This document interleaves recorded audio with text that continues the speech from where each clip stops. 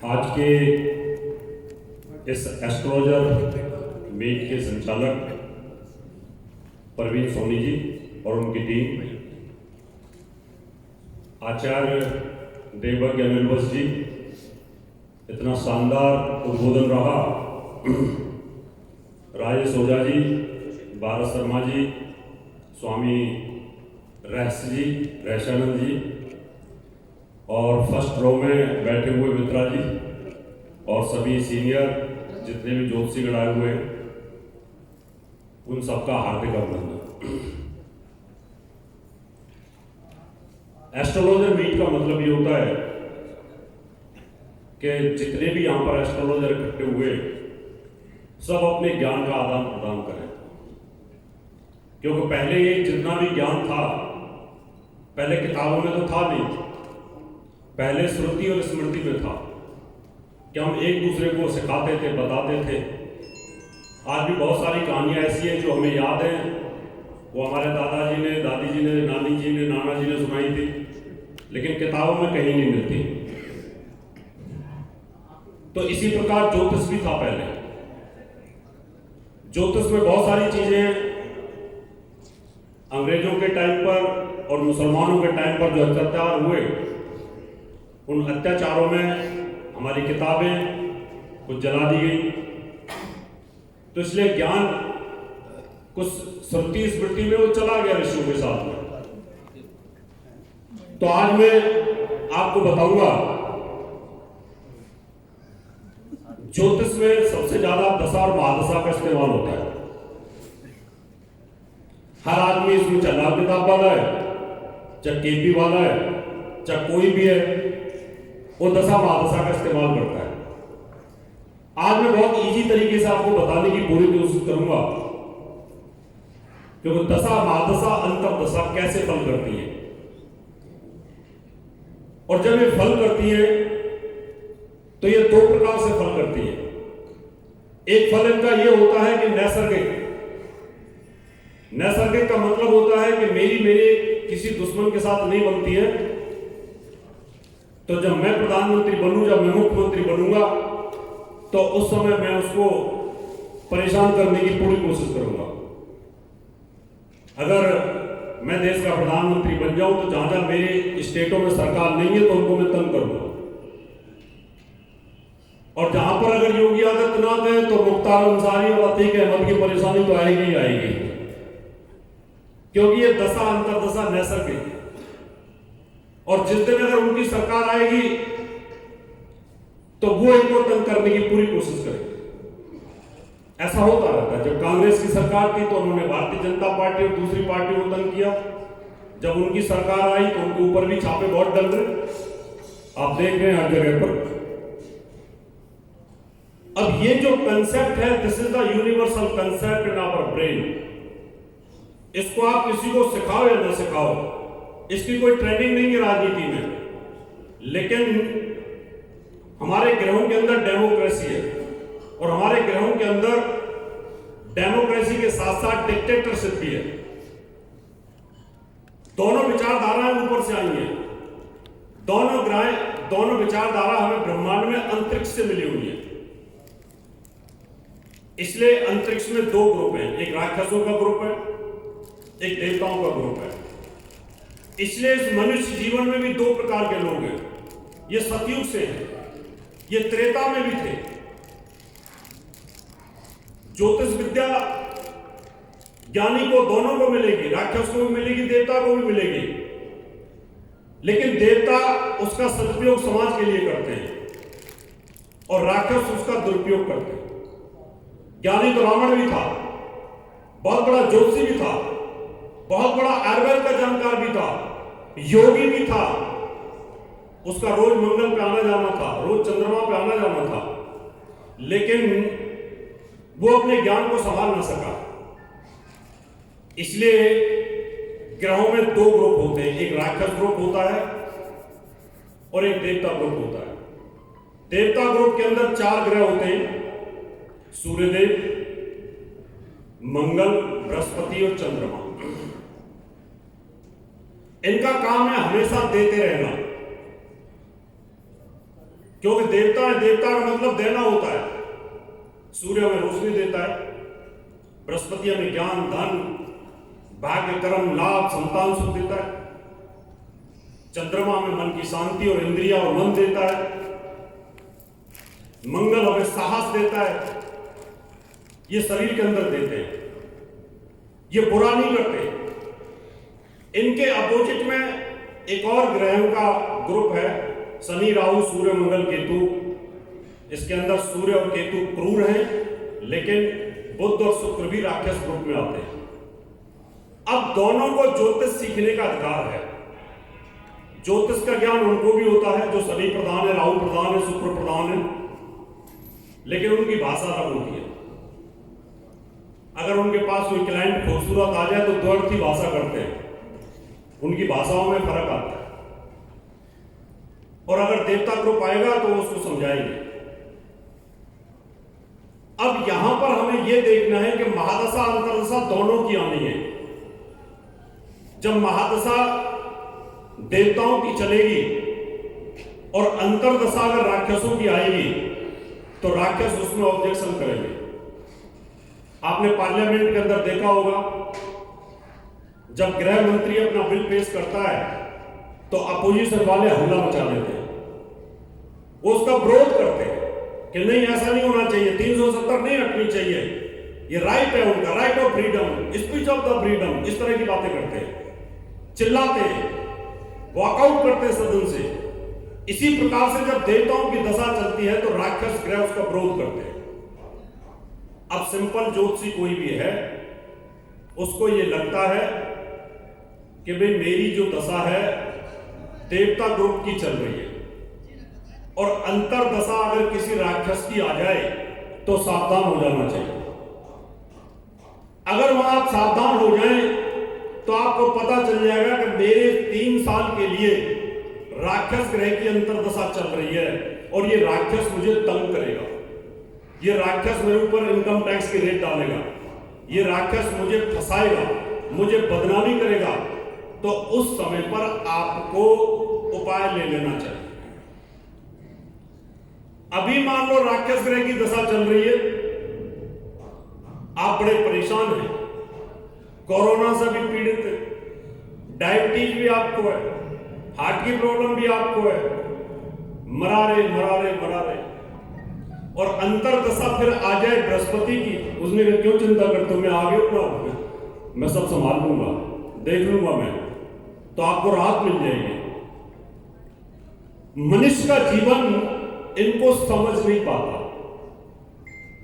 इनके अगर सिस्टम को हम समझने की कोशिश करें तो अगर बृहस्पति चेंज आज हुआ है तो कल से आपकी बॉडी में चेंज आ जाएगा। आज चंद्रमा अगर चेंज हुआ है तो कल से आपको फर्क आना शुरू हो जाएगा। चंद्रमा आज चेंज हुआ है तो आज से कुछ समय पहले से टेंशन आनी शुरू हो जाएगी। अमावस्या जब आती है ना तो आदमी बिल में घुसने की कोशिश करता है, टेंशन में आना शुरू होता है, मूड ऑफ है, डिप्रेशन हो रहा है, अंधेरा पसंद है, उठने की इच्छा नहीं है, आलस है, नहाने धोने से कतरा रहे। और वही अगर पूर्णिमा का आ जाए तो वायलेंस आनी शुरू होती है, बच्चों को पीटने की इच्छा होती है, पति को गाली देने की इच्छा होती है कि उसको धमका दो, जो सुन नहीं रहा किससे बात करने लग रहा। इसका मतलब ये रहा कि जो ग्रह हैं ऊपर से जैसे ही नेटवर्क चेंज होता है वैसे ही हमारी डेमोक्रेसी और डिक्टेटरशिप चेंज हो जाती है। आज मैं आपको ये बताऊंगा, अगर देवताओं में मान लो सूर्य की महादशा चलती है तो बाकी के जो ग्रह और हैं उनकी अंतरदशा आ जाए तो आप कैसे फलादेश करेंगे, और वो फलादेश 50% आपका सटीक होगा, 50%, और 50% आपका इस बात पर डिपेंड करेगा कि जिन ग्रहों की अंतरदशा हैं वो कौन कौन से भाव के स्वामी हैं। अभी मान लो मेष लग्न की कुंडली है और सूर्य की महादशा चलती है। अब सूर्य की महादशा के अंदर बाकी के ग्रहों की अंतरदशाएं आएंगी तो फलादेश क्या होगा आप बिल्कुल सटीक बता सकते हैं, बेखौफ बता सकते हैं, ऐसा ही उस व्यक्ति के साथ होगा। लेकिन ज्योतिष में किंतु परंतु जरूर चलती है। अगर आप कहीं गलत हो जाए तो बोला ये तो दृष्टि भूल गया मैं। और ज्योतिषी से गलत अगर हो जाए तो रास्ता बचने का जरूर रखना चाहिए ज्योतिषी को, क्योंकि गलती हो जाए तो फिर बोल दो अरे नहीं नहीं। मेरे पास एक दूरदर्शन के डायरेक्ट पढ़ रहे थे,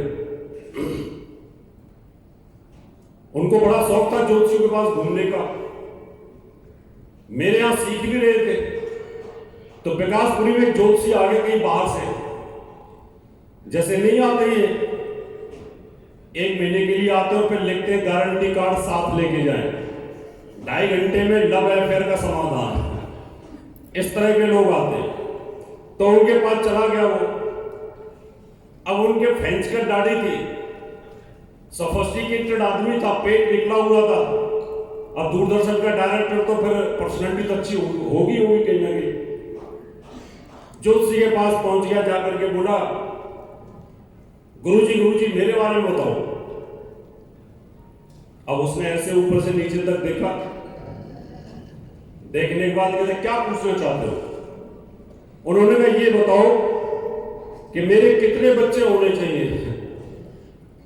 अब ज्योतिषी ने जजमेंट लिया, क्या भैंस का दाढ़ी, पेट बाहर निकला हुआ, पढ़ा लिखा आदमी लग रहा है, बाल भी इसने शैम्पू से धो रखे, तो 2-4 तो करेगा नहीं है। हो सकता है आजकल के जो हमारे दो इस पैटर्न से थोड़ा एडवांस हो सकता है। उसने साइकोलॉजी ली कि भाई तुम्हारे 1 बच्चा होगा। गुप्ता जी बोले तुम्हारी बात झूठी, मेरे तो 2 हैं। अब ज्योतिषी ने निकलने का रास्ता रख लिया, कहता 1 लड़का और 1 लड़की होगी। कहता हाँ, तो लड़की तो शादी हो जाएगी, बचेगा तो एक ही।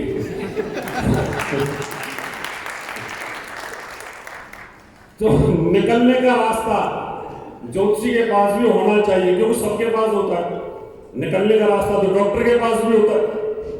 तो अगर आप कोरोना ठीक नहीं हो रहे, इंजेक्शन के बाद भी कोरोना आ रहा है, तो फिर दवाई वाला भी निकलने का रास्ता निकाल रहा है। बोले 2 हफ्ते में और एंटीबॉडी हो जाएगा, भी 2 हफ्ते बाद लगाएंगे इंजेक्शन आपका। अब जब तुमने बना लिया, तुम्हें पता है कि 28 दिन बाद दूसरा इंजेक्शन लगाना ही है, और वो तब तक एंटीबॉडी नहीं हुई, क्यों फेल हो रहे हैं या कमी हो रही है किसी तरह की। तो जब इतनी बड़ी कंपनियां निकलने का रास्ता रख सकती है, तो ज्योतिषी क्यों नहीं रख सकता। खैर मैं ये मजाक कर रहा था। अगर सूर्य की महादशा चलती है और मेष लगन हो, अब सूर्य को हम 12 जगह पे बैठा देते हैं और अंतरदशाएं ले लेते हैं। मैंने कहा था डेमोक्रेसी और डिक्टेटरशिप दोनों साथ चलती हैं। मोदी जी डेमोक्रेसी में भी है और डिक्टेटरशिप में है। उसका कारण होता है जब किसी ग्रह की महादशा चलती है, जब बच्चा पैदा होता है, जिस नक्षत्र में पैदा होता है, जिस नक्षत्र का स्वामी होता है, उसके स्वामी की महादशा चलती है। सूर्य की महादशा में सूर्य की अंतर्दशा और सूर्य की प्रत्यंतर दशा और सूर्य की सूक्ष्म दशा और सूर्य की प्राण दशा, 5 दशाएं सूर्य की आ गई। यानी आप ये समझिए कि सूर्य की महादशा में सूर्य की अंतर्दशा हो और सूर्य की प्रत्यंतर दशा हो, तो इसका मतलब प्रधानमंत्री भी मैं, गृह मंत्री भी मैं और मुख्यमंत्री का पद भी मेरे पास। जब मेरे पास सारी शक्तियां अगर इकट्ठी हैं, तो मैं जो चाहूं वो करूंगा। आपने देखा है कि कई मुख्यमंत्रियों के पास में 3-3, 4-4, 5-5 डिपार्टमेंट होते हैं। डिफेंस मिनिस्ट्री भी अपने पास रख ली प्रधानमंत्री ने, वित्त मंत्रालय भी अपने पास रख लिया और प्रधानमंत्री का पद भी अपने पास रख लिया। तो प्रधानमंत्री जो चाहे वो करेगा। ऐसी स्थिति में सूर्य की महादशा चले, सूर्य की अंतर्दशा चले और सूर्य की प्रत्यंतर दशा चले, उस समय सूर्य जिस भाव का स्वामी होगा वो भाव फलीभूत होगा, बशर्ते कि गोचर में सूर्य नीच ना हो, सूर्य 6, 8, 12 में ना हो, सूर्य पाप प्रभाव में ना हो। ये आपको देखना होगा।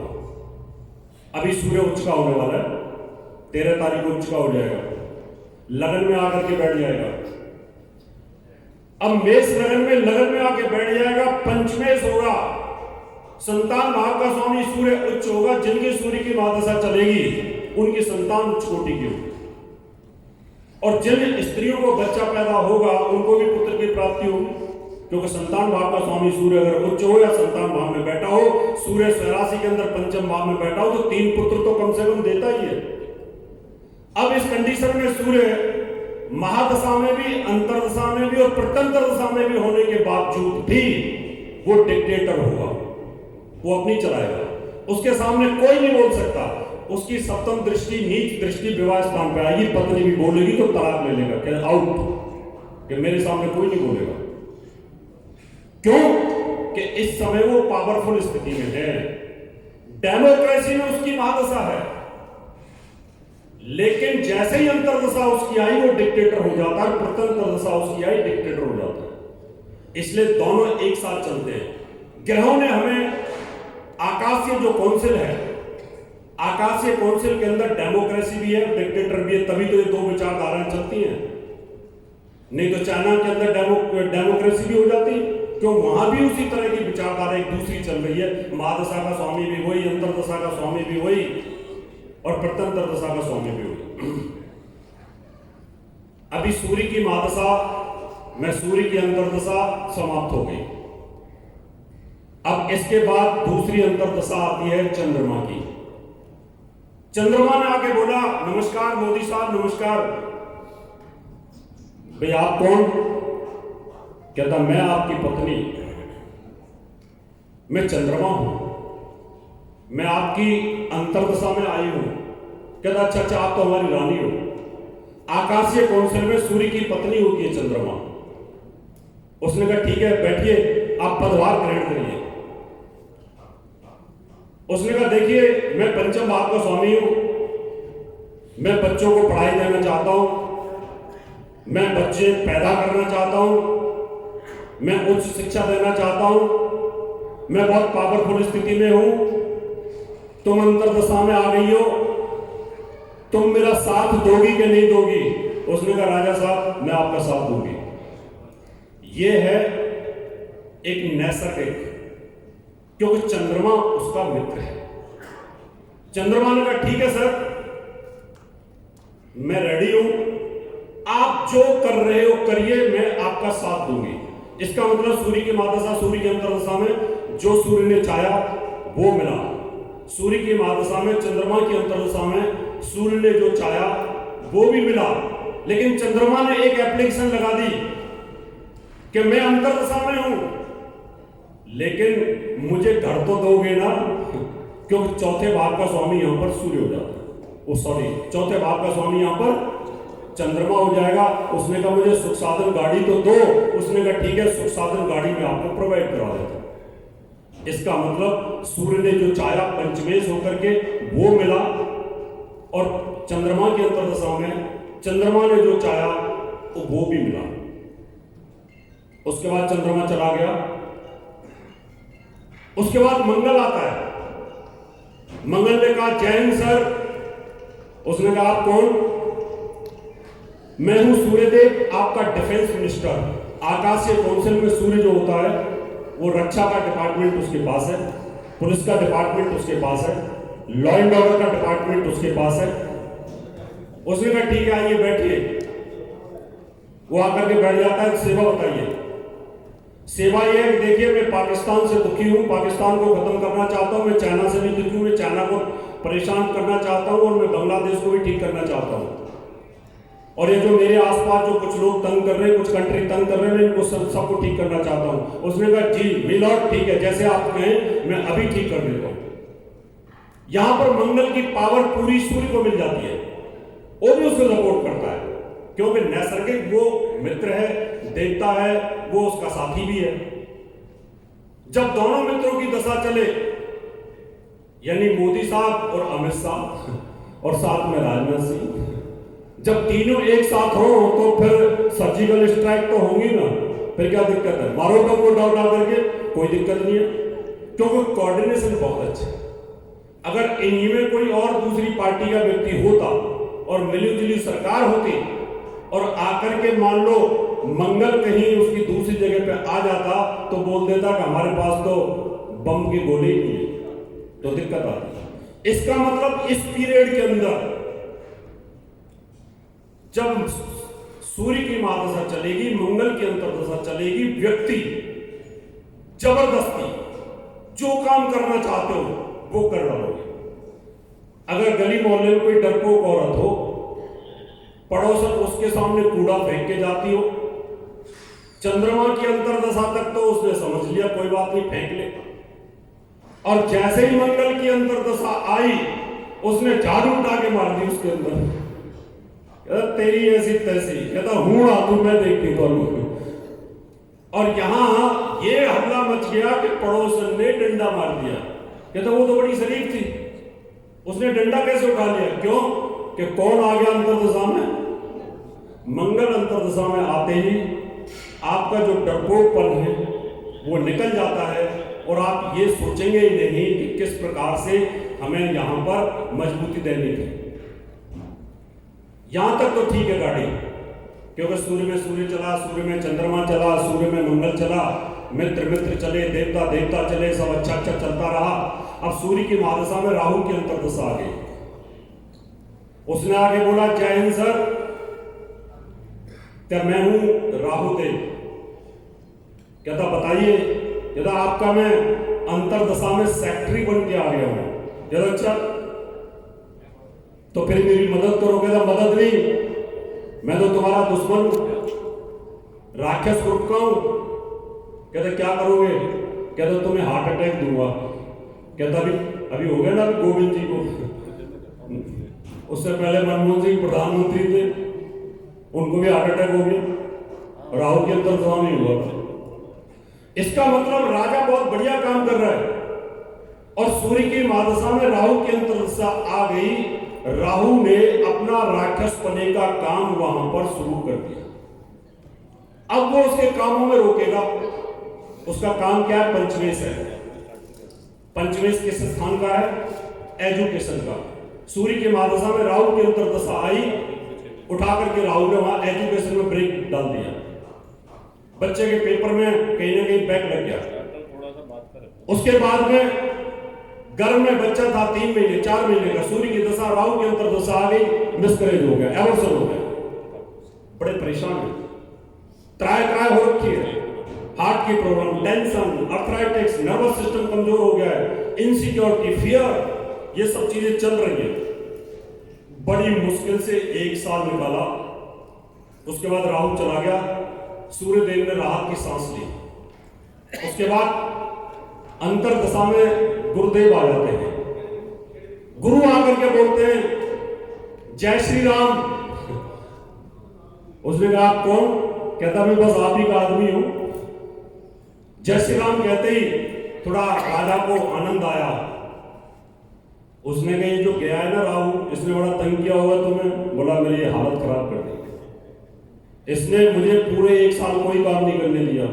तो अगर आपकी सूर्य की दशा में राहु के अंदर दशा आ जाए तो समझ जाना। और कोई आदमी आपके पास आता है, उसकी सूर्य में राहु चल रही हो, तो भी उसको समझा देना कि सावधान रहना। अब ये देखना तुम्हारा काम है कि उसकी उम्र कितनी है। अगर वो 55-60 साल के आसपास हो तो बोलना कि हार्ट की प्रॉब्लम आने वाली है।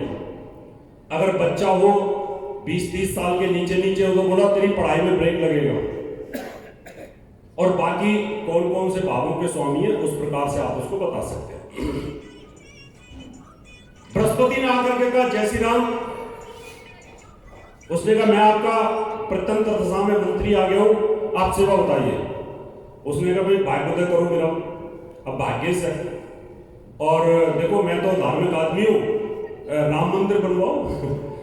तो राम मंदिर की शुरुआत हो गई अयोध्या में। उसने कहा अच्छे काम करो, कुछ विद्यालय, कुछ यूनिवर्सिटी, सब कुछ अच्छा होना चाहिए। तो सूर्य की महादशा में, बृहस्पति की अंतरदशा में, क्योंकि बृहस्पति देवता ग्रुप का था, उनका मित्र था, तो यहां पर अच्छे काम हुए, धार्मिक कार्य हुए और बहुत अच्छा मिला, धन भी आया, पैसा भी आया। जो राहु ने यहां पर ब्रेक मारा था उससे हम ठीक हो। बृहस्पति देव चले जाते हैं, उसके बाद शनि आ जाते हैं। शनि की टेढ़ी नजर। उन्होंने कहा कहता कौन हो? कहता मैं हूं शनिदेव। कहता अच्छा। कहता क्या करोगे? कहता टेढ़ी नजर तेरी तरफ। अब यहां पर सूर्य और शनि एक दूसरे के कट्टर दुश्मन है आकाशीय कौंसिल में। और इसकी दुश्मनी का कारण यह होता है कि सूर्य के जो किरणें होती हैं जो शनि के ऊपर जाती हैं, और जो शनि के चारों तरफ 16 वलय हैं, 16 चंद्रमा हैं। चंद्रमा तो 62 हैं, लेकिन 16 ऐसे हैं जो पृथ्वी के चंद्रमा हैं, इस तरह के चंद्रमा हैं। उनमें एक चंद्रमा ऐसा भी है जिस पर तेल है, सिर्फ तेल, बाकी पे तो गैस है। और वहां की जो गैस है वो ऐसी गैसेज है कि जो सूर्य की किरण जब शनि पे जाती है तो वो गैस वहां से रिफ्लेक्ट होकर पृथ्वी लोक को परेशान करती है। इसलिए सूर्य की किरण और शनि का एनवायरमेंट एक दूसरे के एंटी है बहुत ज्यादा, इसलिए पृथ्वी लोक को डिस्टर्ब करते हैं। कट्टर दुश्मन है। यहां पर जैसे सूर्य की महादशा शनि की अंतर्दशा आ गई, शनि टांगों का कारक है, नर्वस सिस्टम का कारक है, बॉडी के अंदर ब्लड सर्कुलेशन का कारक है, जितने भी आपके ज्वाइंट है उनमें दर्द का कारक है, आलसी है, उठाकर के राजा को कहीं ना कहीं घुटनों का दर्द पैदा कर दिया, हर काम को रुकावट डाल दी। अब यहां पर जो सूर्य चाहता था एजुकेशन देना, शनि ने उसकी एजुकेशन में बाधा डाल दी। सूर्य में शनि, वहां पर संतान की प्राप्ति होनी चाहिए थी, वहां पर सूर्य और शनि जब अंतर्दशा महादशा में आए तो गर्भ नष्ट हो गया, या बच्चा सीधा सीधा नहीं होने दिया, सजेरियन करा दिया, या बच्चे में अपंगता डाल दी, या शनि ने कहीं ना कहीं, हम बुजुर्ग थे उस टाइम पर, हमें सर्वाइकल अटैक मार दिया, या हमारे ऊपर कहीं ना कहीं अपंगता लाके खड़ी कर दी, वो बीमारियां आ जाएगी, वो चला गया। उसके बाद अंतर्दशा में बुध आता है। बुध ने कहा पिताजी नमस्ते, क्योंकि बुध सूर्य को पिता मानता है और अपना मित्र भी मानता है। उसने कहा पिताजी मैं आ गया हूं आपके घर में, अब मेरा कोई भला करिए। उन्होंने कहा कि अपनी जो मांगे रखने की वो पिताजी के सामने रख दी, अपनी गाड़ी ली घूमने फिरने के लिए। सूर्य ने जो चाहा और बुध ने जो चाहा वो हुआ। सूर्य ने कहा तुम डिस्टर्ब ना करो मेरे को, जो तुम्हें चाहिए ले जाओ। बुध अपना वहां पर जिन भागों का स्वामी है वो अपना लेकर के वहां चला गया। बुध के बाद शुक्र आता है। अब शुक्र की और सूर्य की भी बनती नहीं है, और वैसे भी वो शुक्र जो देव है वो अप्सरा है। उसने आगे कहा राजा साहब आ गए हम तो राखी साहब थे। अब यहां पर जिसकी भी सूर्य की दशा चले, एमएलए एमपी मिनिस्टर हो, बड़ा अधिकारी हो, जज हो, कोई भी बड़ा आदमी हो, चाहे साधु हो चाहे संत हो, कोई भी व्यक्ति हो, अंतर्दशा अगर उसकी शुक्र की आ गई वो फंसेगा, वो जाएगा, क्योंकि वो अपने नृत्य से, अपने संगीत से, अपनी वासना से उसको कहीं ना कहीं घेरने की कोशिश करेगा। इसलिए आपने देखा है कि जितने भी अमरमणि त्रिपाठी एक कवित्री के बीच में फंस गए, बड़े बड़े फिल्म स्टार फंस गए, बड़े बड़े नेता फंस गए, बड़े बड़े गुरु फंस गए, ये सब शुक्र ने फंसाया। क्योंकि मान सम्मान, ऊंचाइयां और राजयोग का शुक्र का बैर है। इसलिए कोई व्यक्ति आपके पास आ जाए, उसको बोल देना कि सावधान हो जाओ कि तुम्हारी ये अंतर्दशा लगने वाली है और तुम फंसोगे। बशर्ते कि उस व्यक्ति उस पद के ऊपर है, वो पद उसका राजतुल्य है, वो इतना बड़ा अधिकारी है, चाहे कोई आईएएस हो, चाहे कोई आईपीएस हो, चाहे कोई भी हो, और चाहे कोई मिनिस्टर हो। उस कंडीशन में आपको सावधान रहना ही होगा, क्योंकि शुक्र वासना का कारक होने के कारण सूर्य के साथ दुश्मनी रखते हुए वो आपको फंसाने की कोशिश करेगा। इसलिए यहां पर जैसे ही कोई व्यक्ति आपके पास आता है और आके बोलता है कि मेरी सूर्य की महादशा चल रही है और मैं तो जज हूं और अंतर्दशा शुक्र की भी चल रही है, तो उनको बोल दो जज साहब सावधान हो जाओ, आपके साथ में इस तरह की प्रॉब्लम्स आई। कोई भी बड़ा आदमी आ जाए, कोई मिनिस्टर आ जाए, कोई दिक्कत नहीं है, आप फंसोगे। और ये अनुभव मेरे पास बहुत है। इतने लोग आए, इतने मिनिस्टर आए, इतनों की भविष्यवाणी की, लेकिन कभी कभी मैं बोल भी देता हूं यहां पर, वो यूट्यूब पर अपलोड हो जाता है, लोग उसको सुनते हैं, फिर वो बोलते हैं अरे ये तो घटना हमारे साथ हुई है। फिर मेरे को बोलते हैं रावत जी हमारी घटना आपने बता दी वहाँ। मैं क्या नाम नहीं लिया मैंने किसी का, मेरा काम है सिखाना, मेरा काम है पढ़ाना, मेरा काम है उद्बोधन करना।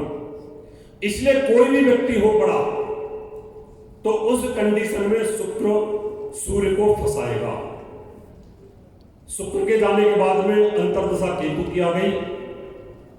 केतु ने उठा करके जिया और लग का जहाज गिरा दिया, इंदिरा गांधी को गोलियों से भून दिया, बहुत सारे अमेरिका के प्रधानमंत्री राष्ट्रपतियों को गोली से भून दिया। तो यहां पर जो राजा है अंतर्दशा केतु की आएगी, चोट, एक्सीडेंट, दुर्घटना, कुछ ना कुछ परेशानी, हवाई जहाज गिरना, गोली लगना, बम विस्फोट होना, इस तरह की तकलीफें आना यहां पर हो जाता है। और ये आपके साथ भी हो सकता है। आप मुकाम पर हैं, आपको नॉलेज है, आप ज्ञानी हैं, आपका फेम है, और अगर सूर्य में केतु अगर आपका आता है तो उस समय आपको चोट लगना, आपको हार्ट की प्रॉब्लम आना, आपको कोई सर्जरी होना, क्योंकि वो राक्षस ग्रह है, वो कभी भी नहीं चाहेगा कि देवता ऊपर उठे। लेकिन अब इसका उल्टा कर लो। मुझे बता देना प्रवीण जी कितने बजे तक है प्रोग्राम आपका? वैसे तो मुझे अनलिमिटेड बोलने का टाइम है, मैं बोल सकता हूं, लेकिन फिर भी अभी यहां पर उल्टा हो जाए, राक्षसों की महादशा चले और अंतरदशाएं, अगर अंतरदशाएं देवताओं की आ जाए तो क्या होगा? अभी मान लो शुक्र की महादशा चल रही हो और अंतरदशा सूर्य की आ जाए, राखी सावंत प्रधानमंत्री हो और फिर उसका सेक्रेटरी कोई राजा हो, तो वो यही समझाएगा अरे क्यों तू ऐसे कपड़े पहनती है, थोड़ा सूट ही पहन लिया करो, समझाएगा वो। तो यहां पर क्या है, उसको समझाने की पूरी कोशिश करेगा कि तू इस तरह के कपड़े ना पहन, तू इस राज परिवार को बदनाम न कर, इस हिंदुस्तान की सभ्यता को खराब न कर, वो समझाने पर लगे। शुक्र की महादशा में बृहस्पति की अंतर्दशा आ जाए, अब कोई बापू अब नृत्यशाला के अंदर अगर संगीत सुनने में मस्त हो, कव्वाली सुन रहा हो, तो फर्ज तो यही बनता है कि उस कव्वाली में ना जाए, उसको रोक दे। तो कोई भी जब गुरु की अंतर्दशा आती है तो वो उस बुरे कर्म को रोकने की कोशिश करता है। शनि ने कहा मैं गर्भपात करूंगा बार बार, शनि ने कहा मैं बीमारी दूंगा, बृहस्पति ने आगे कहा तू दे के दिखा, तू गर्भपात कर मैं बच्चा दूंगा, तू गर्भपात कर मैं बच्चा दूंगा। और जैसे ही अंतर्दशा बृहस्पति की आएगी, यहां पर शनिदेव असहाय हो जाते हैं, और असहाय होने के कारण फिर वहां पर बच्चा देना ही पड़ता है, क्योंकि देवता जो शुभ ग्रह हैं इनकी पावर ज्यादा होती है, क्योंकि देने वाले की पावर ज्यादा होती है। यहीं पर अगर मान लो चंद्रमा अंतर्दशा में आता है, चंद्रमा नैसर्गिक सेकंड सबसे पावरफुल ग्रह है, क्योंकि इस आकाशीय कौंसिल में सबसे कमजोर ग्रह शनि होता है। कमजोर होने के बाद भी सबसे ज्यादा तंग यही करता है। शनि से ज्यादा बलवान मंगल होता है, दोनों ही कितने आक्रामक हैं। मंगल से ज्यादा बलवान बुध होता है, बुध से ज्यादा बलवान बृहस्पति होता है, बृहस्पति से ज्यादा बलवान शुक्र होता है, शुक्र से ज्यादा बलवान चंद्रमा होता है, चंद्रमा से ज्यादा बलवान सूर्य होता है। तो आकाशीय कौंसिल में ये नैसर्गिक बल है।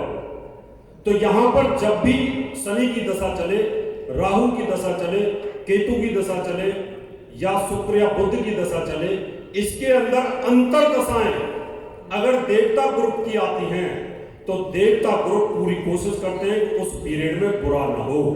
राहु लगातार बीमारी में बीमारी दे रहा है, शनि लगातार आपको शनि की 7.5 में तंग करने जा रहा है, बहुत तंग कर रहा है, लगातार तंग कर रहा है।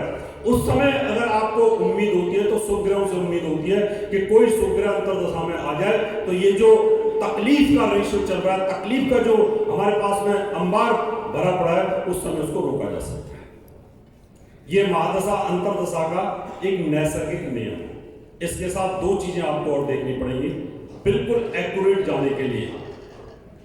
जब हम विदेशों में कुंडली प्रेडिक्ट करते हैं तो हमारे सामने कोई गोरा नहीं होता, काला नहीं होता, हमारे सामने डेट ऑफ बर्थ होती है। हम बोल देते हैं मैं क्या डिप्रेशन फेस कर रहे हो, बोला वेरी ट्रू। मैं बैक पेन है, वेरी ट्रू। मैं कि एक आंख की रोशनी कमजोर है, बोला वेरी ट्रू। हर चीज की वेरी ट्रू होती रहती है विदेशों में। और फिर बोलते हैं कि इंडिया में क्या चीज बताते हैं, क्या चीज पढ़ाते हैं, तो हमारे पास लाइन लगी होती है। फिर वो पूजा भी कराते हैं, गोरे लोग पूजा कराते हैं, वहां ट्रांसलेटर रखते हैं, दुभाषिया रखते हैं। यहां पर दो चीजें आपको साथ में रखनी पड़ेगी। एक तो ये देखें कि जिस ग्रह की महादशा चल रही है वो ग्रह गोचर में कैसा है, पहली बात। क्योंकि जरूरी नहीं है कि देश का प्रधानमंत्री हमेशा ही अच्छी जगह पर रहेगा। वो कभी कभी बंगाल भी चला जाता है, कभी कभी बांग्लादेश भी चला जा सकता है, तकलीफ हो सकती है। अभी प्रधानमंत्री हमारे बांग्लादेश गए, वहां 5-7 आदमी मर गए उनके विरोध करने में, हो सकता है। इसलिए जो भी पावरफुल ग्रह जिसकी दशा चल रही है वो गोचर में क्या है। अभी अभी बृहस्पति नीच के चल रहे थे। जिन लोगों का उच्च का बृहस्पति था बाय बर्थ, उनका पिछले 1 साल से बृहस्पति नीच का रहा, तो क्या हाल हुआ, सबको प्रॉब्लम हुई, सबकी आर्थिक स्थिति खराब हुई 2020 के अंदर। क्योंकि शुभता और अमृत देने वाला ग्रह शनि के साथ नीच होकर के चल रहा था। अभी ठीक होगा, धीरे धीरे सब अच्छा हो जाएगा। एक तो ये ध्यान रखेंगे कि गोचर में क्या है, क्योंकि महादशा, अंतर्दशा, गोचर, इन दोनों का कोऑर्डिनेशन आपको बैठाना चाहिए। और तीसरा ये देखना पड़ेगा कि जो आपकी अंतर्दशा में ग्रह आ रहा है, अंतर्दशा में जो ग्रह आ रहा है वो कौन से भाव का स्वामी है और वो कहां बैठा है। इन चीजों का जब कोऑर्डिनेशन आप करोगे तो जो आप बोल दोगे वो ट्रू हो जाएगा और आपकी जो वाणी है उसके ऊपर दिव्यता आ जाएगी। यानी ऐसे कह सकते हैं कि आपकी वाणी फलीभूत होगी। अगर आपने आशीर्वाद दे दिया, जा बेटा तेरे को सरकारी नौकरी मिलेगी, तो निश्चित तौर पर मिलेगी, आप वो ब्रह्मज्ञानी बन जाओगे। अब किसी को कोई प्रश्न पूछना है इससे संबंधित तो पूछ सकते हैं, मैं बताने के लिए तैयार हूं, फिर मैं अपनी वाणी को विराम दूंगा। राव जी, ये कर्म भी तो मैटर करेंगे ना। हम एक श्लोक है, हम कर्म जो है हमारा वो ग्रहों के अधीन है। क्या है हमारा जो कर्म है वो ग्रहों के अधीन है। जो भी हम करते हैं ऊपर से जो तार हिलती है ना, नेटवर्क चेंज होता है, तो हम उसी प्रकार का कर्म करते हैं। महाराज परीक्षित बड़े ज्ञानी थे, बहुत विद्वान थे, और जब ऊपर से उनका ग्रह चेंज हुआ, कलयुग ने बुद्धि खराब की, तो ऋषि के गले में सांप डाल दिया। इसलिए जब आपकी ग्रह गति चेंज होती है तो ग्रह आपकी बुद्धि का हरण कर लेता है और आपका कर्म खराब होना शुरू हो जाता है। भगवान ने कर्म को प्रधानता दी है, कृष्ण ने, लेकिन भाग्य को भी तो नहीं टाला जा सकता। अगर भाग्य को टाला जाता तो वो दिखा देते, अर्जुन को दिखा देते थे कि देखो ये सब मरे हुए, इनके भाग्य में सब तेरी वजह से मरेंगे, सब तू ही मारेगा इनको। दैट न्यूज तो पहले से लिखा था। तो कर्म के अंदर अगर आपको ये पता चल जाए कि मेरी कुंडली में सूर्य के महादशा में राहु की अंतर्दशा आने वाली है, मुझे हार्ट की प्रॉब्लम है या मेरे को हार्ट अटैक आ सकता है, तो आप उसको कर्म से ठीक कर सकते हो। इतना ही चेंज आप कर सकते हो। अगर आपको पहले से पता हो तो आप इसको चेंज कर सकते हैं।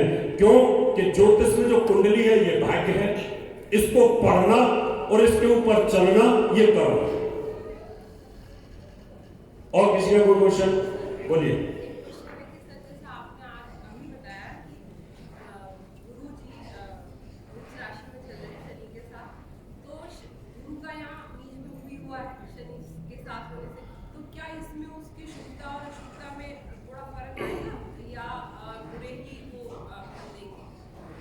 हाँ बिल्कुल, बहुत अच्छा क्वेश्चन है। गुरु नीच का चल रहा था, वो अमृत देता है और अमृत के साथ विष घुला हुआ था, तो उसने जो शुद्धता देनी थी सारी खत्म कर दी। लेकिन नीच भंग राजयोग जिन लोगों का बना उन्होंने पैसा भी खूब कमाया, दवाई वालों ने खूब पैसा कमाया। क्यों इतना पैसा कमाया कि शायद मुझे लगता है इस इंडस्ट्री से ज्यादा, फार्मेसी ज्यादा किसी ने कोई पैसा नहीं कमाया होगा, लेकिन बहुत लोगों ने कमाया। और ज्योतिषियों ने भी खूब कमाया ऑनलाइन, ऐसा नहीं ज्योतिषियों ने नहीं कमाया होगा, क्योंकि ऑनलाइन में तो बहुत काम चला है लोगों का, ज्योतिषियों को, क्योंकि घर पे लोग बैठे थे। इसलिए नीचभंग राजयोग में आपको पैसा मिल जाएगा, आपको मान सम्मान भी मिल जाएगा, लेकिन ग्रह नीच होने पर आपके शरीर के अंदर खड्डा होता है, आपको बीमारी जरूर देता है, ये ध्यान रखें। जी मित्रा जी, एक छोटी सी क्वेरी है जी। मान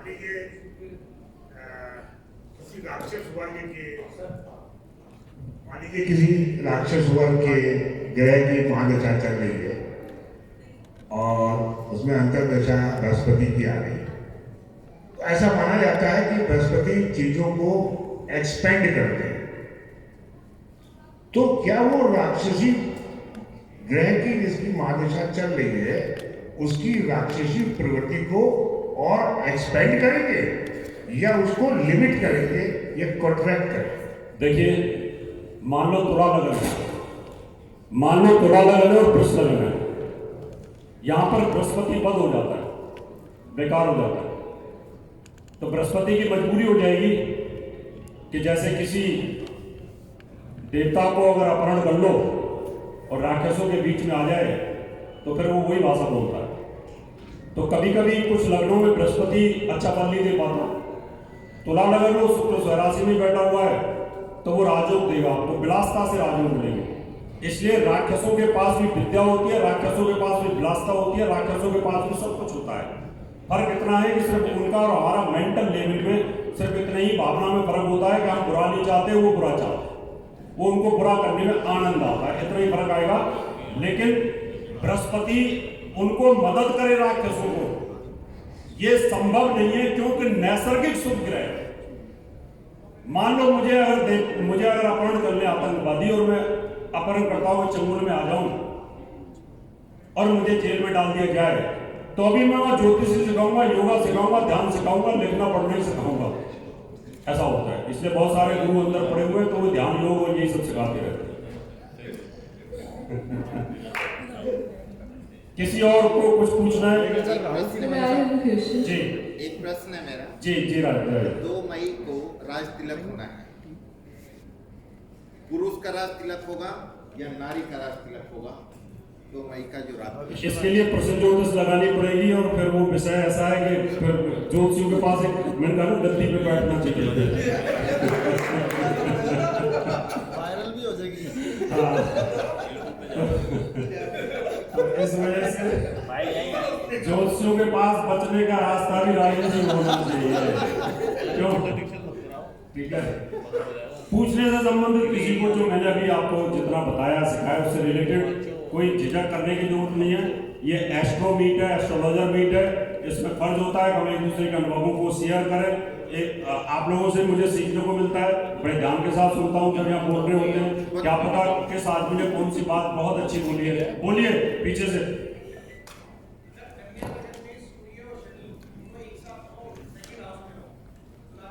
मैंने सिर्फ ये कहा है कि जो पूछने से संबंधित आपको महादशा अंतर्दशा उससे रिलेटेड कुछ पूछना है। तो कुंडलियों की बात आ जाएगी, वो तो फिर आदमी पूछना शुरू कर देगा अपनी कुंडलियों के बारे में। महादशा का थोड़ा बता दो, क्योंकि अपनी राशि नहीं होती। राहु की महादशा मैंने अभी आपको सिर्फ इतना समझाया था, नैसर्गिक। क्या समझाया था? नैसर्गिक।